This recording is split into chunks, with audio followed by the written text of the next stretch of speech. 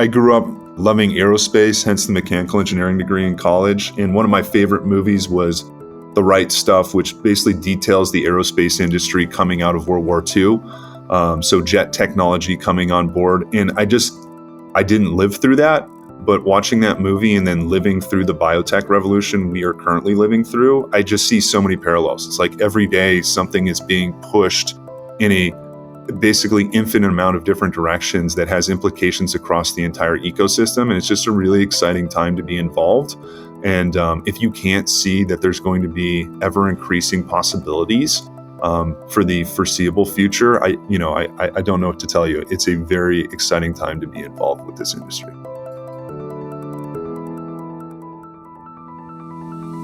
Welcome to the Personalized Medicine Podcast. This is the place where scientists, clinicians, and entrepreneurs discuss the progress of this rapidly developing field. I am your host, Alexander Yahensky. Let's start.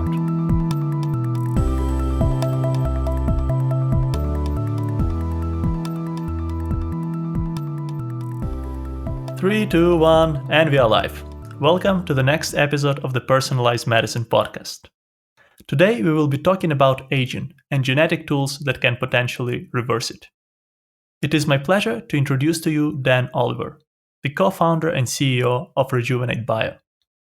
Dan studied mechanical engineering and business at Caltech and obtained an MBA from Harvard Business School. After completing his studies, Dan co-founded several successful companies in very diverse industries. Dan's most recent venture is Rejuvenate Bio, a company that is developing new gene therapies to address aging and age-related diseases. Dan, thank you so much for finding time to speak to me today, and welcome on the show. Super excited to be here. Thank you so much for having me. Perfect. Dan, I would like to start with your story. You studied engineering and business, but ended up in biotech. So I'm curious what got you inspired in biology and how that interest led you to the place you are at today. Yeah, no, it doesn't necessarily seem like a linear path. I think the kind of through thread with my career has been an interest in actual applications of science. And I couldn't tell you when I was an undergrad at Caltech working on mechanical engineering, I was going to end up in biotech, or that is specifically what I was interested in. But if you look through my career, I think what I was searching around for at times was places I could utilize the fact that I had a real passion and at times a good understanding of science, but also a kind of need to actually apply it to problems and solutions that, would make a difference in people's lives. And so coming out as an undergrad at Caltech, I actually launched a nonprofit company around creating a better wheelchair for developing countries. Simultaneously, I was working as an aerospace engineer and really fell in love with all it took to actually take a scientific innovation to market, to scale, and also became painfully aware of how little I knew about a number of the tasks past just kind of the science and the engineering. So that drove me back to school. At business school, I spent some time looking to clean tech, and then also was lucky enough to be awarded a fellowship coming out of the MBA program called the Blavatnik Fellowship, which paid me for a year to basically look at technologies around the campus at Harvard University and work to spin one out. Was lucky enough to meet up with a team out of the engineering school to spin a company out called Voxel 8, which was actually recently sold, although I had left at that point. But they worked on novel 3D printing technology that I thought could have some really interesting applications in manufacturing. And kind of concurrently there was hanging out with a friend of mine from Caltech, where Rejuvenate really started. Perfect. Yeah, and let's come to the Rejuvenate story. I think it's super interesting also for our audience to understand how this company came about. So maybe you can tell us a little bit about the origin story of Rejuvenate Bio. Yeah, I feel like everything comes back to Caltech, but I was very good friends with a classmate there whose name is Noah Davidsohn. He's actual brains behind the operation here. So I can't take too much credit for any of the underlying innovation here at Rejuvenate, but Noah and myself were classmates at Caltech. He was the year above me. We took fairly disparate paths coming out of undergrad. Noah actually went a more traditional academic path, got his PhD in synthetic biology at MIT, interested in gene circuits, and then joined George Church's lab at Harvard Medical School, more specifically at the Wyss Institute inside of Harvard, and was interested in aging and age-related disease. You guys have heard my story, so we both ended up in Boston at a similar time, and we're good friends, and so hang out, talking about a number of different things, but a topic of conversation often was, business ideas, and they usually surrounded kind of crazy things Noah would come up with, none of which I thought was crazier initially than his research he was doing in George's lab to start. But as he started generating data and things were becoming, more and more real, I became really intrigued with how we would actually commercialize that. And Noah started kind of asking me to work on it informally to start. But then I was brought in more formally, became an entrepreneur in residence inside of the Wyss Institute at Harvard, focused on specifically spitting out the technology that would become the kind of basis for Rejuvenate Bio. And then we raised our first round of funding in June 2018. Yeah, sounds fantastic. And I like that serendipitous way of starting the company, right? You know people for quite some time. You don't know where you'll end up, but it's important to have those connections established, and you never know how they will work out in the future. It pays to have smart friends. So thank you to my parents for making me go to Caltech. But definitely worked out there. And one other thing I'll mention too. I think a really culminating event for Rejuvenate's story, if it's not specifically mine, was about 6 months into Noah's postdoc. He got a puppy named Bear, and he started connecting the dots that a lot of the things that he was doing in the lab, if he was to take step forwards, could create therapies that could actually make a difference in Bear's life. And I think that was kind of a seminal event as well for the formation of the company. Perfect. And maybe speaking about the dogs, I know that you guys try to address aging not just in humans, but in dogs as well. So curious to hear kind of what is the rationale there. Is it more research driven, or again, kind of personal motivation of Noah to drive that part of your business? Really good question. So I think it's kind of all the above. We are super passionate about animal health around here. And we recognize there's large challenges in animal health. Frankly, a number of diseases that have treatments or cures in the human health arena do not for animal health. And so oftentimes pet parents and veterinarians are left without solutions. So it is a large challenge that we're excited to solve. But we also recognize, particularly for our approach, the data generated by treating dogs has applications in human health. And frankly, a lot of the work to get a product to market in animal health is almost one-to-one the same as the work needed to get a therapy into the clinic for human health. And so we started diving into this and started realizing not only could we kind of double dip on the work we were doing, whether we were focusing on human health or animal health, but we also were going to be able to, and I think this is a key point, create a really interesting large animal study long-term that not only is proving our point that we're making these changes in the lives of the pets we're treating, but also is very representative data for pushing gene therapy into areas it hasn't been, and actually having proof points on an ability to reverse aging, increase health span, and increase quality of life. And so by being able to sell into the animal health market, we will actually be generating, data in tens of thousands of animals eventually, and that's our goal.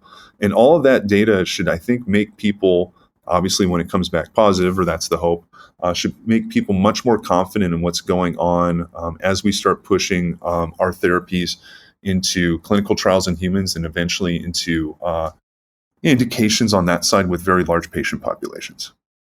Perfect. Yeah, makes perfect sense, and it's great to see what you mentioned that you are addressing something that is quite often neglected in the healthcare space, the animal health. And what I'm curious about a little bit is the technology behind your idea. So you mentioned that Noah have done quite a lot of research in George Church's lab on kind of genetic alterations that can reverse or slow down aging. So I'm curious, what is the approach that you are trying to use there? Are you targeting specific genes? Is it like a broader platform? So what is kind of the secret sauce behind Rejuvenate Bio?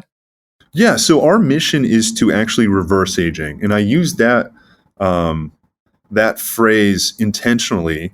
I think there's a number of people out there that talk about things like longevity and things like that. We are specifically focused on reversing aging. In order to do that, we've initially created combination gene therapies that take advantage of genes that have been shown to increase lifespan in transgenic mouse experiments. So, if someone's not a medical expert, what I just said was we're basically taking mutations that have been shown when bred into mice increase their lifespan. So what's compelling about that? Well, I mean, first off, obviously it's suggestive of ability. Those genes, mutations are suggestive of ability to affect aging. Also, I think a downstream, logical conclusion is they must be able to affect age-related disease as well. Because if the animals aren't dying, then they at least aren't getting as high a prevalence of age-related disease.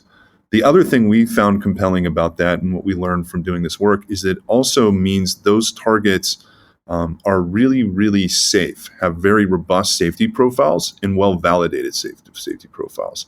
And so that is important because to us, to actually move towards reversing aging is not kind of a one-step holy grail gene or particular intervention. We think it's a combination of interventions that help increase the health of the patient and are able to treat multiple age-related conditions. So our combination gene therapy actually encodes for two different proteins that we deliver via an adeno-associated virus or AAV-based gene therapy.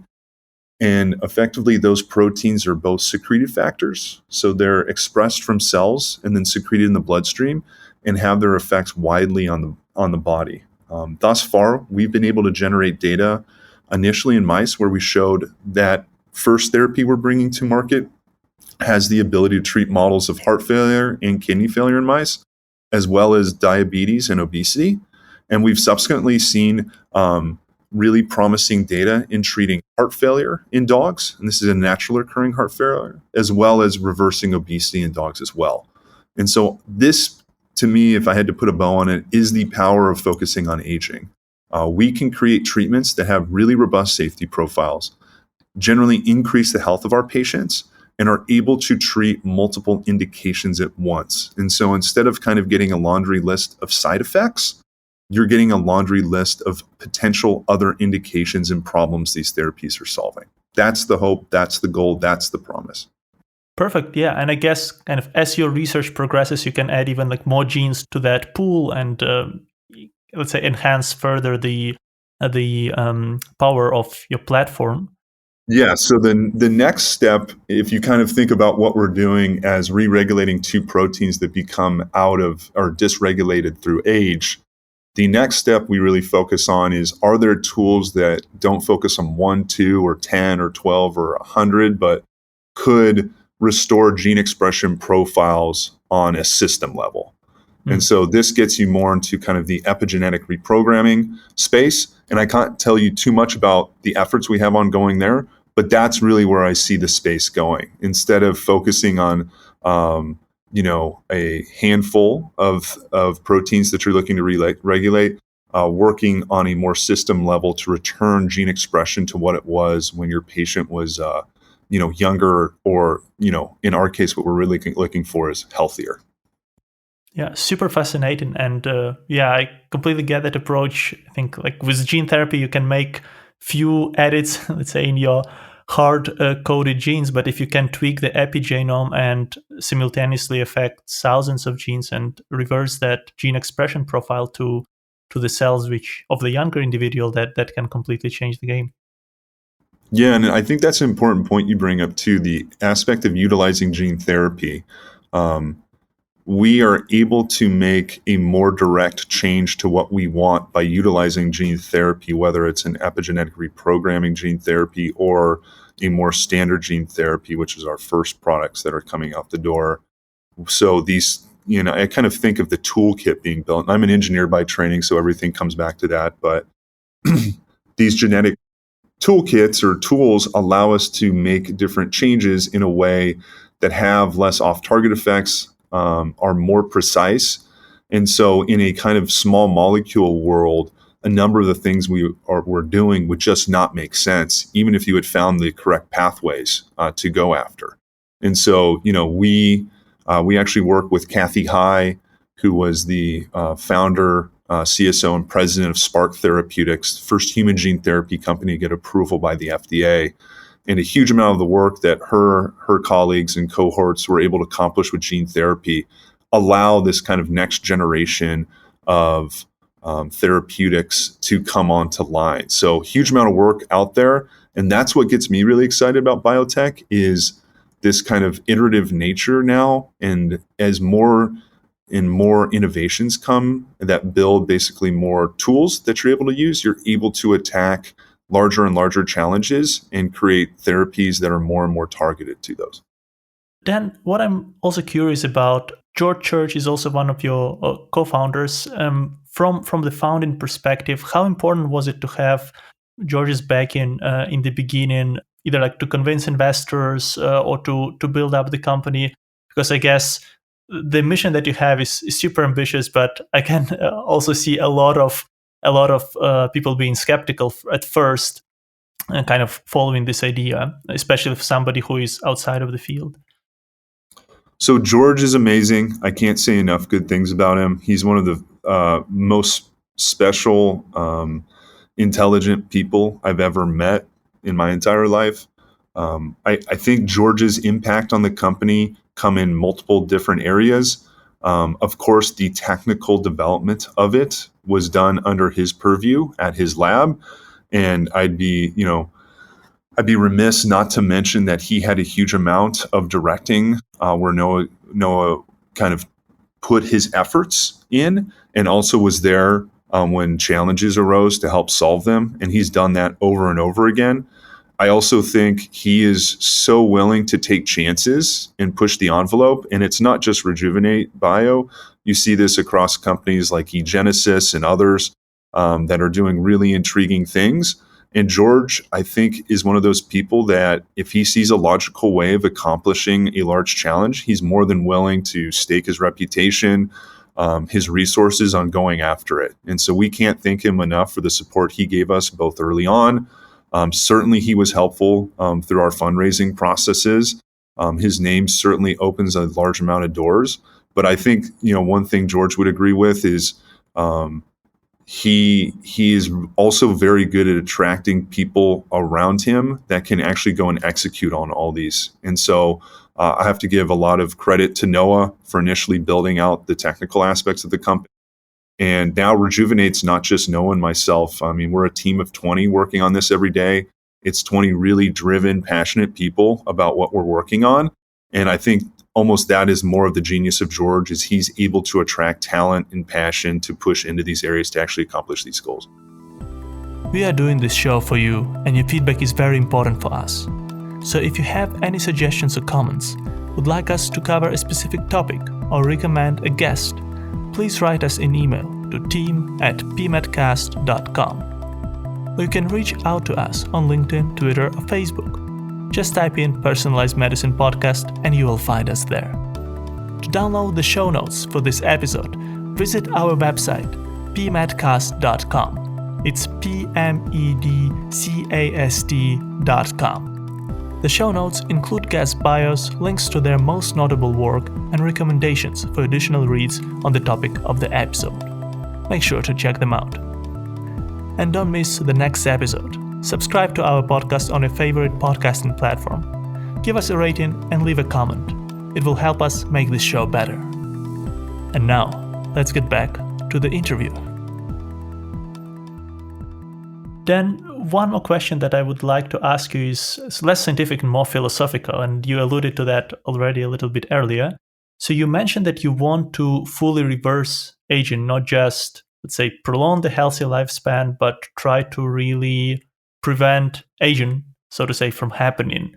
Can we really get there, or would we rather stop at this step where we just, let's say, postpone the aging by like another 5 or 10 or 15 years?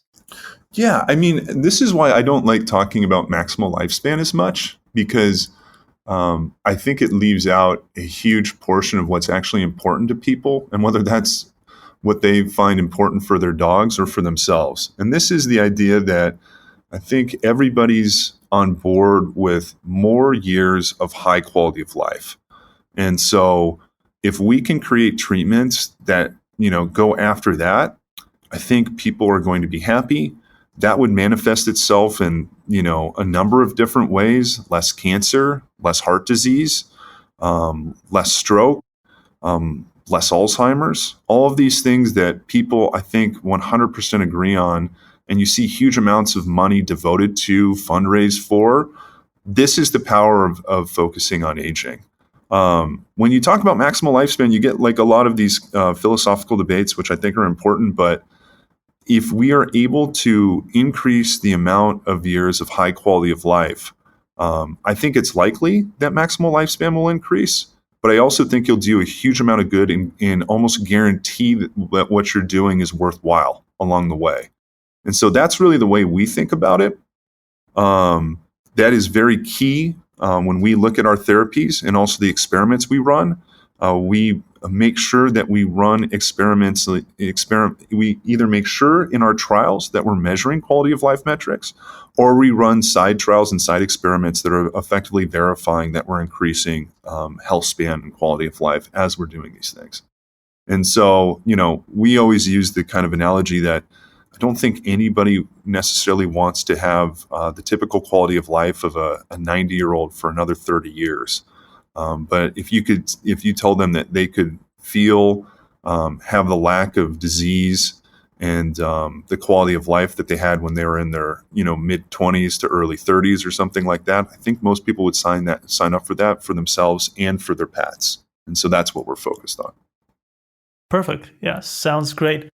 And Dan, want to discuss future a little bit with you. So the question that we like to ask on this podcast is about what type of developments you would like to see in your field over the next 10 years. So perhaps speaking specifically about aging and aging research, what are the 3 big things that you expect to happen over the next 10 years or you would like to see happening?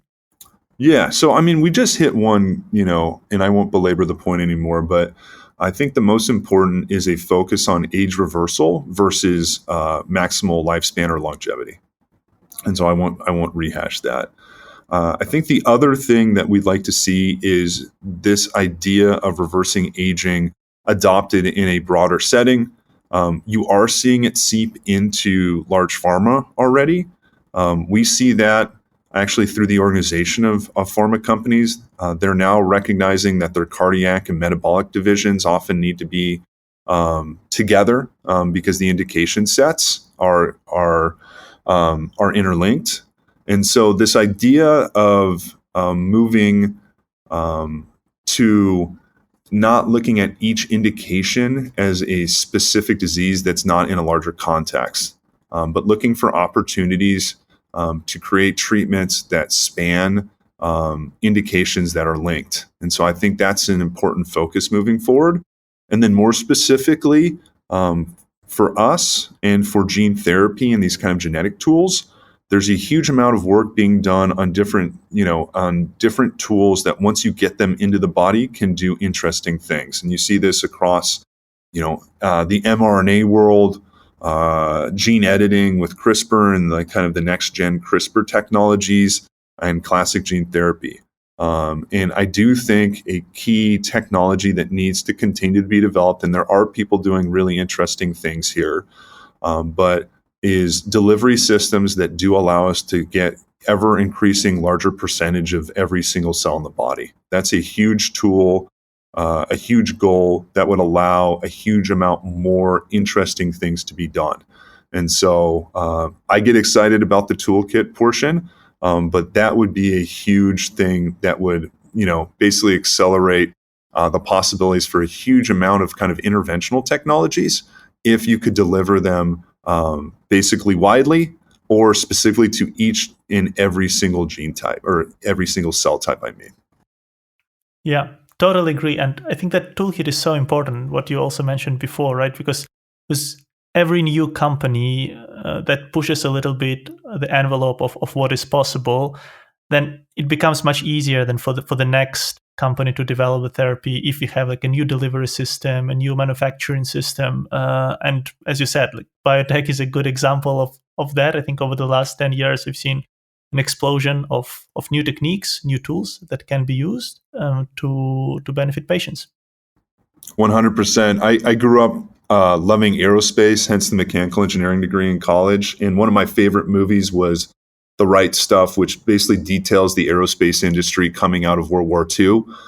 So jet technology coming on board. And I didn't live through that, but watching that movie and then living through the biotech revolution we are currently living through, I just see so many parallels. It's like every day something is being pushed in a basically infinite amount of different directions that has implications across the entire ecosystem. And it's just a really exciting time to be involved. And if you can't see that there's going to be ever increasing possibilities for the foreseeable future, I don't know what to tell you. It's a very exciting time to be involved with this industry. Totally. Perfect. And yeah, I think our audience now has one more movie on their watch list that they should catch up on. I'll certainly give it a try as well. Perfect. Then I think also what we like to ask on our podcast, specifically people who have entrepreneurial experience, is what type of advice would you give to young scientists or young professionals who are thinking about starting their own company, not necessarily in biotech, but generally in technology, in deep tech space? Yeah, I think there's a bias towards like making sure your first one is perfect and everything is lined up correctly. And I'm not saying that you shouldn't do your best to make sure it's successful, but I often think that people would be better served with a bias towards action, like going and trying something, trying to get involved in an existing company. Basically, I don't want to call it guess and check, but like go out, do stuff, see if it works, see what connects, and go for it. And don't be paralyzed by the idea that if you fail or you don't build your resume the perfect way, that you'll be left out in the dark or ignored going forward. I actually think people start respecting and are intrigued by people that went for it. And if you show an ability to go for it and an ability to make it work, you're set. But even an ability just to go for it and to push it forward a decent chunk, people do not hold that against you. So go try something, get involved in a company you're intrigued in. It doesn't really matter what the role is, and also be willing to take on roles that may not be the most fun to start. But I 100% believe in reps. You get better when you do these things. So go get involved, get the practice, and then also make sure it's the thing you really want to go do. I mean, for me, that was a hugely difficult thing coming out of undergrad. I took the LSAT, I took GREs, so implying that I would looking into going to law school or grad school. I applied for like trading financial jobs, and I applied for like aerospace jobs. So I was all over the map. I had no idea. And now look at him, ended up as a CEO of a biotech company. So the only thing I can say for people, there are those people out there that kind of know what they want to do. Great. For the rest of us, go try a bunch of different things and know it's totally fine to not like it and to switch. I did. I know lots of people who did, and that is a very viable path. Perfect. Yeah, and I can only second that. Dan, it's super insightful, and as you said, just flexing that muscle and making sure that you put the reps certainly helps. Right? Doesn't matter what the outcome is the first time around. Yeah, and there's all these opportunities at universities with business plan competitions and blah blah blah, and I've heard people critique those that they don't really move the needle. And in some aspects, I agree. Like the hit rate out of those business plan competitions and things like that is probably fairly low for like even companies that get funding. But what I do think it offers people is an opportunity to effectively do work that is very similar to what launching an actual company would be. And it gives people an opportunity to go do that, to have to pitch, to learn a lot of those skills. And whether it's this particular company that takes off, or it's your next one or the one after that, I always kind of thought of it as like, if you go into entrepreneurship and you do it right, they basically pay you and then they give you lottery tickets along the way. And if one of those cashes in, then, you quote unquote made it there. But if you like what you're doing along the way and you have this kind of upside, it just, even financially, it seemed to make the most sense to me. Yeah. Great. Then before I let you go, can you let our audience know where they can find you online in case they want to reach out? I do have a Twitter account, but frankly, it's probably not the best place. I would suggest LinkedIn. I think it's like Daniel C. Oliver. But if you type in Daniel Oliver and Rejuvenate Bio, I'll come up. Feel free to connect. I basically connect with anybody who connects with me on LinkedIn. I do check my messages there because I've used LinkedIn in the past and spam people. So I feel like it's my duty to respond to most messages there. So if you're interested in talking to me, or have questions, please feel to reach out to me through LinkedIn. Perfect. Thank you so much, Dan. This was extremely insightful. Really loved our discussion on aging, on Rejuvenate Bio, and your personal story. I'm sure our audience will love it. So thanks so much, and we'll stay in touch. Perfect. Thank you so much for having me. This was great. Thank you so much for being with us today on the Personalized Medicine podcast. If you like this show and know someone who would enjoy it too, please share this podcast with them. And don't miss the next episode yourself. Subscribe to the Personalized Medicine podcast on your favorite podcasting app. You can find us on Apple Podcasts, Spotify, Pocket Casts, Stitcher, iHeartRadio, and many, many more. Please rate us there and leave a comment. That helps us to grow and deliver the best experience to you. To access the show notes for this episode, visit our website, pmedcast.com. It's pmedcast.com. And engage with us on social media, where we regularly share the news and exciting content on personalized medicine. You can find us on Twitter, LinkedIn, and Facebook just by typing in Personalized Medicine Podcast, or use our handle, pmedcast. And if you have any feedback or would like to suggest a guest for the show, write us an email to team@pmedcast.com. Have a great day, and until next time.